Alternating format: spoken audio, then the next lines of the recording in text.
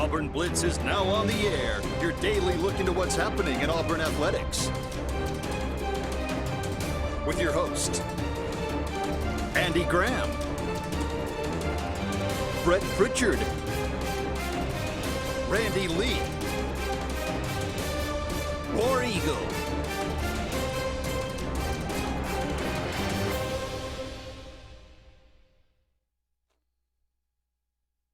Hello again, everyone, and good Wednesday afternoon. Welcome into this another edition of the Auburn Blitz. I am Andy Graham alongside Brett Pritchard, and we'll be with you for the next hour, taking your comments, talking about everything going on in the world of Auburn athletics. It is Wednesday. We like to do a little quoting Gus Malzahn from his press conference yesterday. Of course, normally you hear a lot of questions about the upcoming opponent. Very few, if any, talk about Samford in the press conference yesterday. A lot of talk was about what went wrong against Georgia, about that game and how it ended. Auburn scoring 14 points in the fourth quarter, 0 points in the first three quarters of that game. The Auburn offense, I think there's a definite feeling around most of the fans, apparently around a lot of the guys that cover Auburn, and I would think a lot around, most importantly around in the administration as well, about the future of Gus Malzahn, about the future of Auburn football, about the future of this program. What is that? Philip Marshall wrote a piece on Inside the Auburn Tigers or Auburn Undercover, just talking kind of about that, talking about how there is a faction out there of people that still support Gus Malzahn and think that we just need to kind of circle the wagons and support him. And so we got Bo Nix as a true freshman, and the future's still bright for this program. There are others, and it seems to be more and more people that believe that's not the case, that Malzahn, his time needs to come to an end at Auburn, whether that be voluntarily or whether that be being fired. Forget, $26 million, $27 million buyout. That shouldn't even factor into it. But Marshall brings up a good point, and I think he frames it in an interesting way, in that he says, as far as who's in charge, who's making the decisions, who will step forward and put forward a vision and the leadership to say, this is where we want Auburn to go, and this is how we get there. Now, Gus Malzahn has come out and said, in roundabout ways, this is where, of course, he wants to go. But apparently, after 7 years, his vision is not working. So, who is making the decisions behind the scenes? If Gus comes back or not? Is that Alan Green? Is that Jay Gouge? Is that the Board of Trustees? Is that the power brokers, the quote unquote, the guys that have the money? I don't know, but I think that's where we are right now. I'm going to ask you a question, and I just want to see what your honest response is. Okay. Is it a problem that every single year we have this discussion about this guy? Yes. Okay. Well, I think that's where you start with it. Why do we find ourselves right back in the same situation on this show every single year discussing the future of Gus Malzahn? Every single year. Every single year. Going into the 17 season, his head was on the chopping block. Jarrett Stidham saved him. All right? What happens? He gets a big extension. People are enraged by that, right? Thought it was asinine because one flash in the pan doesn't equal what he got. Now, look, let me just say, if we beat Georgia, win the SEC title, and then go on and play the playoff, that's a different story. It would have been everybody would have felt differently, right? That's a different story. And then we go out and promptly, after that contract signed, and lose 28-7 to Georgia, and then lose to Central Florida, and everybody's like, "What in the world did we sign this for?" It's the chain of events. That's it. That's where I was going with it. Save 13 and 17. This is the discussion we have. We didn't really have it after 14 because we had high expectations, but we scored a lot of points. We just couldn't stop anybody. So we were on the hunt for a defense coordinator, right? So we went out and found Jeremy Johnson's coming in. That's right. We didn't really have that discussion, but after 15, it's been every year. 15, 16, 17. The reason 17 was in turmoil was because of the contract. 18, 102 yards rushing per game against top teams. Here we are again, 2019. Knew it was a tough schedule. Got off to a good start against Oregon. Somehow pulled the rabbit out of the hat over there. Made a play at the end of the game. But the other teams that we've played that have been worth their salt, we hadn't beat one of them. Hadn't beat any of them. Hadn't beaten Florida. Hadn't beaten LSU. Hadn't beaten Georgia. And I don't know, it's a flip of the coin right now with Alabama at home. You know, if we play well and we pull some things out, we can win that game.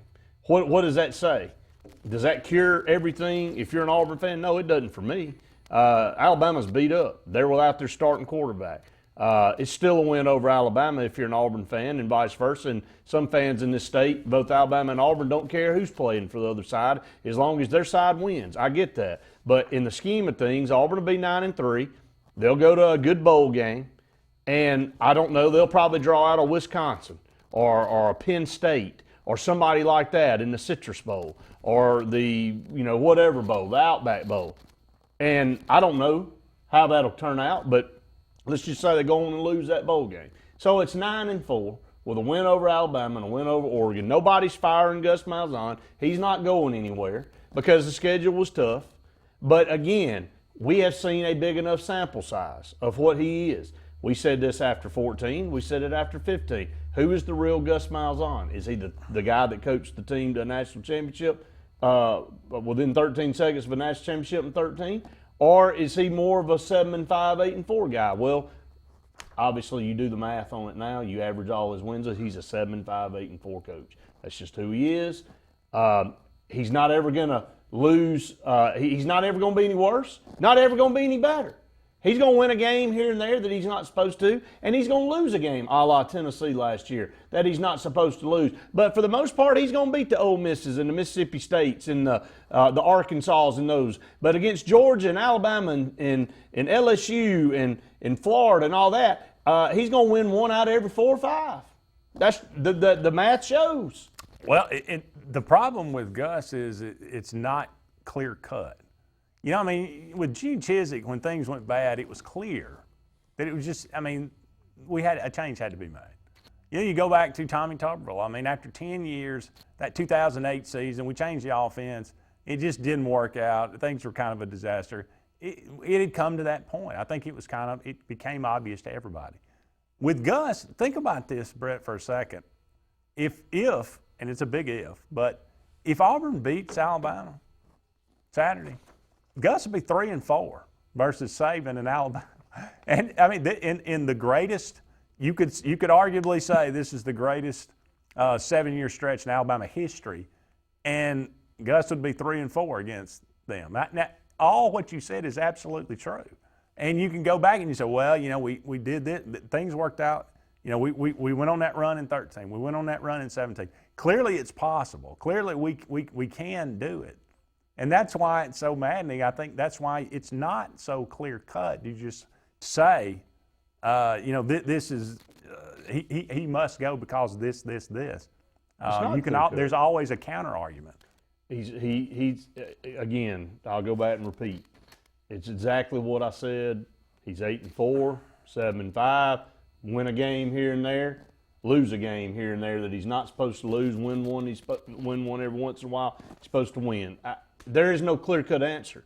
But 7 years is enough to tell you who he is. Oh, yeah. Okay, and again, if he wins the Alabama game, he ain't going nowhere. And so we're going to have him again as a coach. Does anybody have any expectations going into next year that it's going to be any different? Or will it be any different in 2029 if he's here? It's going to be 8-4. Unless you have a special dynamic player that sets you over the top. That is the proof. You've seen it. We've all seen it. He can't develop a quarterback. We've had all of these discussions till we're blue in the face. He can't develop a quarterback. We don't know why we don't have identity on the offensive side of the ball. And our offensive line, more than not, is mediocre. I don't know why. We get a Braden Smith every once in a while, and we'll get somebody like that. But for the most part, the offensive line doesn't develop very well. So that's who you are. You're better than Ole Miss and Arkansas and Mississippi State and South Carolina and all those teams because you have better talent. You line up. They're like Alabama. Alabama and Nick Saban combined is like poison for everybody, to use his term, because he's an outstanding coach and he's got the best talent. So it's almost impossible to beat them most of the time. That's why it's a big deal when you beat them. But we have better talent than 3/4 of the SEC. Okay? Yeah. Save the Georgia, Alabama, and LSU. And I'm not saying they have that much better talent, but most of those do have a little better talent. They are but equal we're or pretty better. equal Yeah. or better. Save. Florida, we're probably equal. I mean, I don't know. A&M's close. A&M's right there, but A&M has proven that who they are. It don't matter who their coach is. They're the same. They're in the same boat. I don't know why. It's just some things you just got to figure out. If you want to just keep going down this road and you're okay with it, and you're solid with 8-4 and going to the Outback Bowl or going to the Liberty Bowl or going to the Mute City Bowl, or do you want to take a chance at some point in time in the next 2 years and go out and try to get a guy that you think that can take you even higher? I go back to where I started. Is there enough leadership and vision in whoever's making the decisions to do that? In the past, no. We know that. That's why people have lost their job and they've moved on. Currently, right now, I don't know. I don't know who makes that decision. I don't either. I mean, Alan Green hasn't said a word about it. He is. Jay Goode says he doesn't like to get involved in athletics. No. I mean, is Jimmy Rain making the decision? Probably. I mean, it's got to be Raymond down to the Ray Harbert made the decision last time. I mean, it's got to be somebody that's funding the program. It's board of trustees / boosters. That's where most of the programs get their decisions from. We're up against our first break here on the Auburn Blitz, but a lot of comments coming through. We will get to those in the next segment as quick as we can. More to come right after this.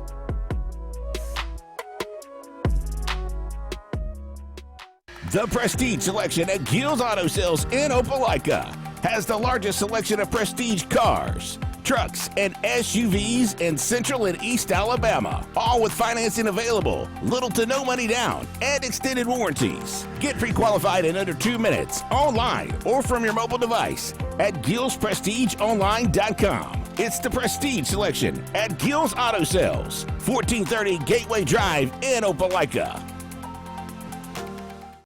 A&M Plumbing, A&M Plumbing, service at its best when you need it most. From the smallest drippy faucet to drain cleaning to water heater replacement to gas lines to total systems replacement, A&M Plumbing handles it all. Visit amplumbing.net today for the experienced, licensed, and insured pros at A&M Plumbing. A&M Plumbing, A&M Plumbing, service at its best when you need it most. Hidley Towers is an affordable senior citizen community located at Alexander City on Highway 22 East, where spacious one-bedrooms are available now. Great location, peaceful setting, comfortable living, where pets are allowed and utilities are included. Call today to find out more about Alexander City's best-kept secret, 256-329-0552, where your family at Hidley Towers. That's 256-329-0552.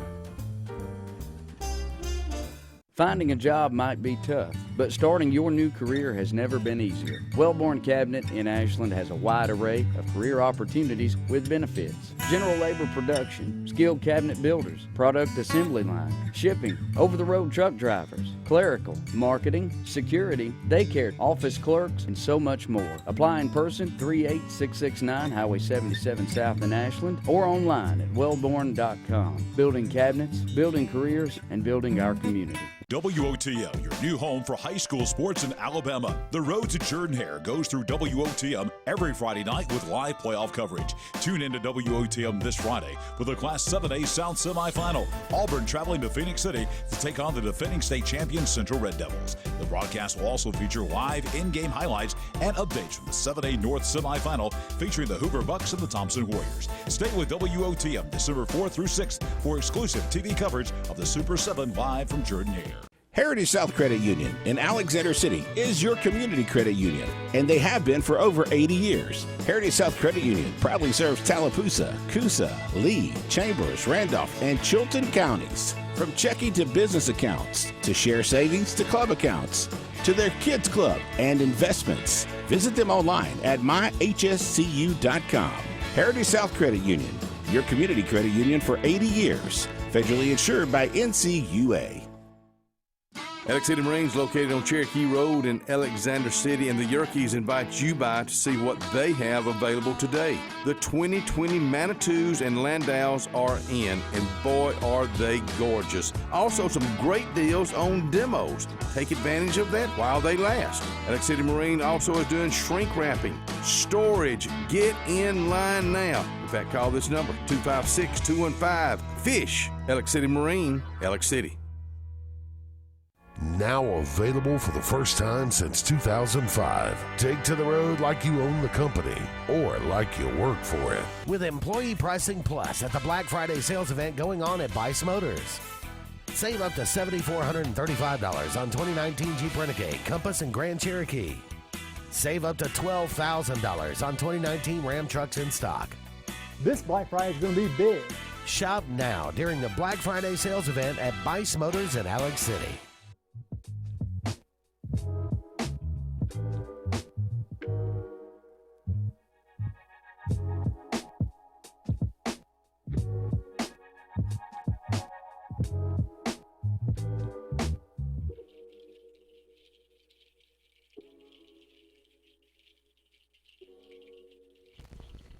Welcome back, everyone, to the Auburn Blitz. Andy and Brett here with you for about 45 more minutes in today's show. Thank you so much for tuning us in today. A lot of comments rolling through. We'll get to those here in just a second. I'd like to remind you that we're always brought to you by Russell Do-It Center each and every day here on the Auburn Blitz. For all your building supply needs, home decor, tools, whatever it might be, go and check out Russell Do-It Center. They got 10 locations around central Alabama. Just opens up a brand new facility there in Auburn on Sugar Jordan across from Publix. Go and check them out for all your building supply needs. Also, Mortgage Pro, the Eric McKinley team, saving people money each and every single day.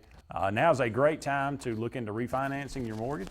Interest rates are lower than they have been, maybe even going lower. You never know. So you need to get in touch with Eric McKinley and his team at Mortgage Pro. They can help you out with that today. Maybe it's your first mortgage, refinancing your existing mortgage, or maybe looking into a reverse mortgage. All points in between, they can help you. 256-397-0248. That's Mortgage Pro, the Eric McKinley team. Looking at some comments coming through, 2016 was probably Gus's best coaching job, Patrick says. Interesting. I think we did more with less that year, probably, with the injuries that we had to deal with. Didn't Gus choose Tyler Queen over Lamar Jackson? He did. He did. That's really all you need to say about difficult to take there. Jim says your answer is in the numbers. Forget the name of the coach any year. Can your coach win the big games? What's the record versus Georgia, LSU, Bama, Florida? It's all about winning. 6-15. That's a record against Alabama, LSU, and Georgia. Yes, he did choose Tyler Queen over Lamar Jackson, and that should be a fireable offense, says Randy. Right out of the gate. Just fire. That's it. They don't care about no other evidence needed. Boom, judgment made. That's probably true. I have people keep telling me that we cannot do better, and coaches won't come here. Just leave Gus alone. No. I'm sorry. I just can't support him. Of course, I don't matter at all, but it's my opinion. Hey, Johnny, we appreciate your opinion. I don't believe that at all. They put what people. I mean, they could get a coach. Yeah, I mean, Auburn can win with it, and yes, to be perfectly honest, Auburn can win with anybody. How many it's just a matter of can we win consistently. How many SEC teams in the last 20 years have played for a national title? How many? Yeah, what was it? Alabama, of course. Alabama, LSU, and Auburn. Georgia's played for one. And Florida. So, yeah, that's it. That's the list. There you go. So, Mark Richt couldn't win the big games and got fired despite averaging 9 to 10 wins a year. Kirby Smart comes in, and they immediately turn that program around for Georgia. I don't know if it's around, but they took the next step. The next step. Gus needs to go. There's another one from Donald, okay. If Gus would have named Willis the starter, we beat Florida, LSU, and Georgia. I don't know about that. I would be skeptical of that statement. But we'll never know. You know, that ship never left the port. Yeah. He left before the season was over. Patrick said, it's too many fans who are content with 8-4. I mean, again, you know, it's like the old adage: are you willing to take step out of the boat a little bit? Are you afraid of the deep water?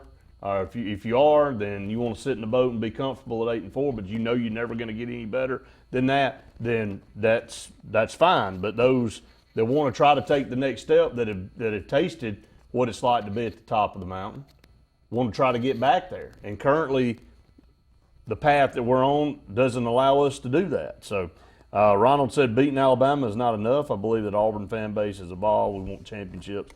That's right. I mean, and Nick Saban kind of forced that. You know, used to beating Alabama was probably the biggest goal. You know, and if you're beating Alabama, it means you're having a good year, and, you know, the rest kind of takes care of itself. But that shouldn't be your goal. I mean, you're a top 15 program nationally, and you should have higher aspirations than that. Beating Alabama with Nick Saban, if you're doing that, that means you're where you need to be. Jamie said maybe he's a Vince Dooley, so give him another 10 to 11 years. Ha, ha, ha, ha. So there's a lot of people on the other side that would love to see Gus stay. And that's, again, another telltale sign. It's when your biggest rival fan bases want you to keep your coach. That's usually a problem. We remember the Mike Shula days well. Sure. We wanted him to stay for 20 years. Randy said, any truth to the FSU coming after Miles on? I've heard it. I don't know. You know, again, things start to swirl at a rapid pace, but definitely have heard that chatter out there about Florida State looking at Gus Malzahn. And again, I think this is the day and age of Florida State right now is a program that's sitting here on teeter-tottering on got to have somebody good that they think can enhance and take them to the next level, because if they make another bad hire, it could set them back massively. Well, I told Luke last night, the ACC is jam full of Ole Miss, Arkansas, Mississippi State. That's all they are. So I think Gus would do great. Did you see the article on Orange Bowl? I mean, Clemson's dominance and everybody else being mediocre has put the Orange Bowl in just a horrific situation because, man, who wants to go watch that? No. And so it's just a bad conference outside of Clemson and you know, really nobody else in football. And in basketball and baseball, they're solid, but in football they're mediocre to below mediocre. Randy also said any confidence Kevin Steele could be a good head coach. You know, I'm just leery, Andy, of going down that path. You know, he's been a long time assistant. He's a great defensive coordinator. It's worked in some occasions for some people, but for the most part, those assistants take that next step. There's more to it than just coaching a position. There's other things, and it doesn't work out. I don't know. I can't say yes or no, but I just don't think you go down that road again. I may be wrong, though.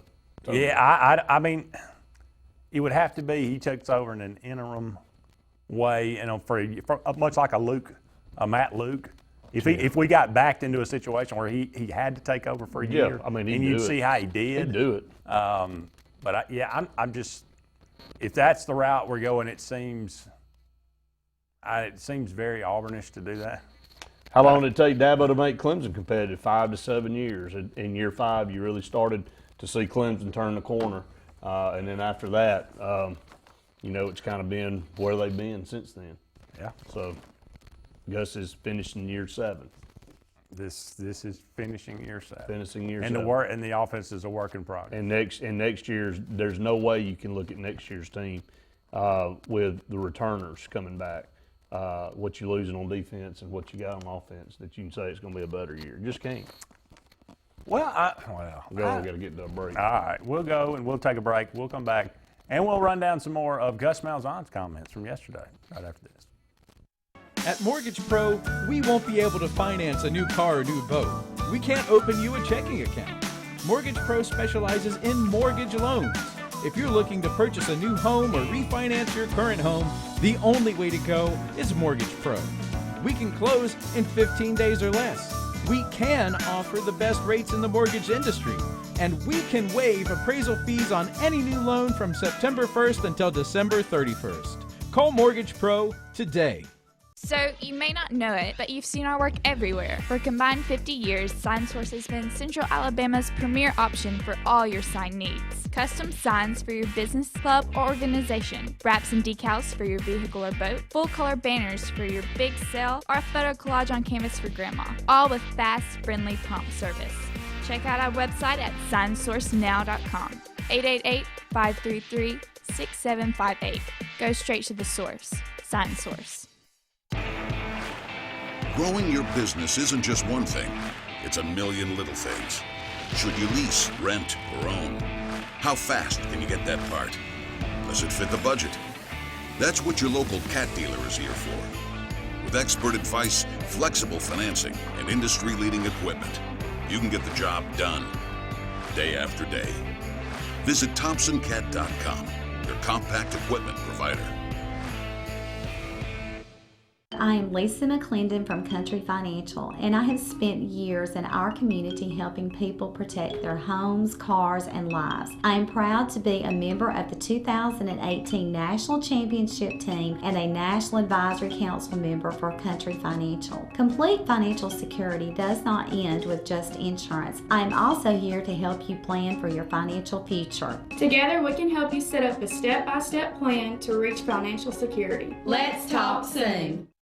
Lex Wedgeworth has been the most trusted pest control for generations, and now with EnviroCare, you can expect the same high standards for all your pest control needs. EnviroCare's exclusive Centricon termite colony elimination system provides the industry standard to protect your home or business. EnviroCare's Centricon system protects your home year-round. Call the professionals at EnviroCare throughout East Central Alabama for a free estimate. Nobody cares like EnviroCare, the next generation of full pest control for your home or business.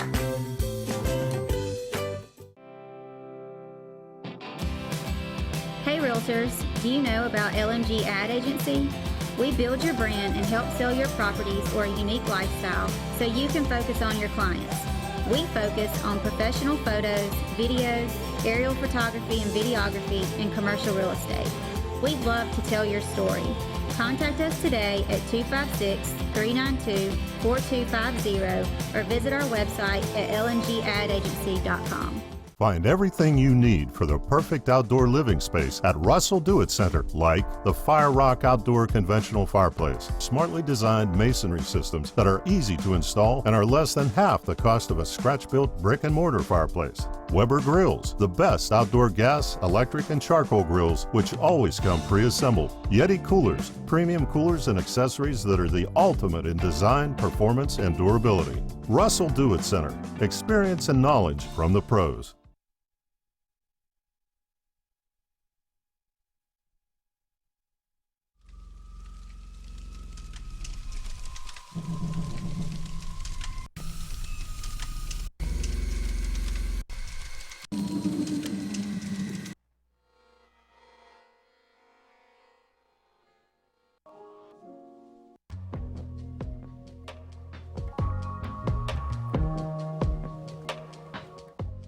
Welcome back, everyone, to the Auburn Blitz. Andy and Brett here with you for about 30 more minutes in today's show. New goal for this Auburn team, and look, this is what you have to do when you're 7-3. And I don't blame him for saying this, and I think this is, you got to create new things to what you're playing for. But Gus said yesterday, our goal now is to win 10 games, which is extremely hard to do with the schedule like we have. Our guys are putting it behind us. We've got Samford coming up. I think there are some things we can take from that fourth quarter against Georgia that can help us the rest of the season. We'll turn the page for Samford and looking forward to finishing the season in a positive way. Is that, you mind going for a goal of 10 wins? Next. What's the difference with the offensive being more effective in the fourth quarter versus Georgia? He brought it up. A lot of things that we can take from that fourth quarter that can help us moving forward. So what was the difference? Can we call the other team and ask them to play zone? What was the difference? Well, they didn't make any adjustments. They never really stopped us. They went back to their man after the second touchdown. Well, we still moved the ball down the field. Really. Yeah, we did. Not really. We got down to in their territory. We got the ball back twice with 7 minutes to go. And we did. We had that one drive, and we got stalled at the 5-yard line, And then the last drive. The last drive was how did that Yeah. one work out? Well, it helps if you block somebody. Well, I may understand that, but for 3 quarters we didn't. I know. In that defense. So, call the other team and ask them if they'll play semi-prevent zone defense, and we'll probably be able to move the ball. But outside of that. So you don't think it had anything to do with the 2-minute offense? Not really. It had to do something with the 2-minute offense against what they were playing against. But when Kirby Smart decided to change things up and go back to the defense that he played for 3 quarters, it didn't make a hill of beans because Bo Nix was pulling himself up off the ground again. They went tight, man. They stacked the box. The run game went away, and they brought pressure. They know that offensive line isn't very good. They were up 21. They were up 21 to nothing going into the 4th quarter. Period. That's and we had sure. not even threatened the red zone. So why all of a sudden did it change? It had something to do with what Georgia did. And so, yes, we moved the ball against what they provided, but you know what Georgia was concerned with? The clock. They're like, look, let them hit the runs. Let them run now. Let them throw some 10, 15-yard ends. As long as it takes 3-4 minutes to drive down the field. Now, Georgia about got in a mess because we scored a little bit quicker than they probably would have liked. Yeah. And then we had that opportunity for the onside kick. We didn't get it, whatever. But the bottom line was Georgia was playing the clock at that point. It's hard to score 3 touchdowns in a quarter. It's hard. You got to have a lot go your way, and we almost had it work out our way, but we didn't have it go our way. You don't think Bo looks more comfortable in the 2-minute offense than he does in regular? Well, why don't we just play that all game then? Well, isn't that closer? That's the question. Isn't that the hurry up, no huddle?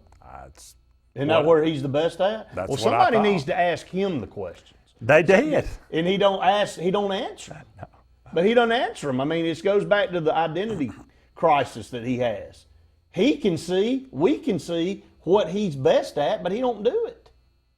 So every time you see Auburn pass 35 to 50 times, when they have to solely go to the passing game, it doesn't work out well. It just doesn't work out. So The question was asked about what was your assessment of the run game versus Georgia? Sometimes we were efficient. Obviously, first of all, you have to give those guys credit. They're the number one rush defense in our league for a reason, but at the same time, there were some opportunities there. I thought we were efficient at times.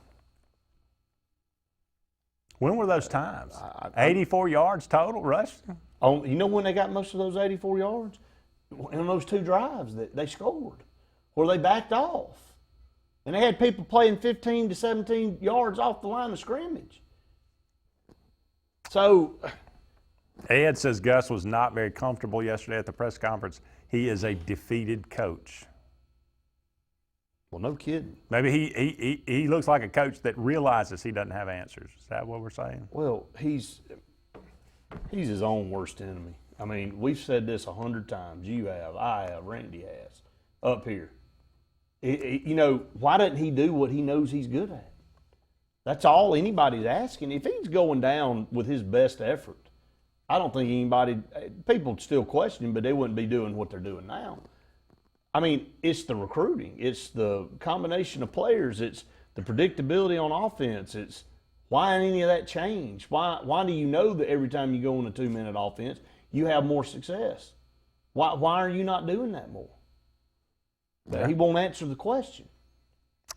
Patrick says it's amazing how a coach can change a program. Look what Butch and Bruce have done for the baseball and basketball programs. You've seen progress every year, but football is a different issue. What Gus did in the beginning was amazing, and since then, he's just been an average coach. That's a good point. Changing a program is one thing. Maintaining it is something else. Terry Bowden came in after Auburn had a losing season and a 500 season and kind of changed things up and won 20 straight games. But he couldn't maintain it. That's right. Gene Chizik came in. Shouldn't it be easier once you come in and start it and do it that way? Shouldn't it be easier? You would think.